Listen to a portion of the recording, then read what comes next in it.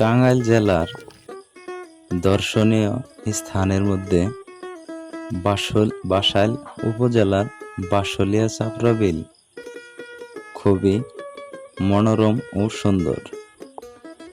বাসলিয়া চাপড়া বিলে বর্ষা মৌসুমে দর্শনার্থী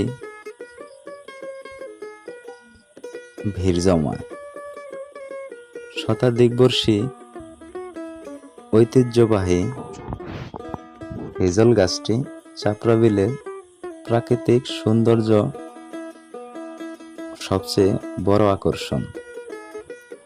চাপড়া বিলের জন্ম ইতিহাস কয় শত বছর পুরনো তা কেউ জানে না, তবে নিরিবিলি বিলের মাঝখানে হেজল গাছটি ১৫০ বছরের অধিক পুরনো মনে করা হয়।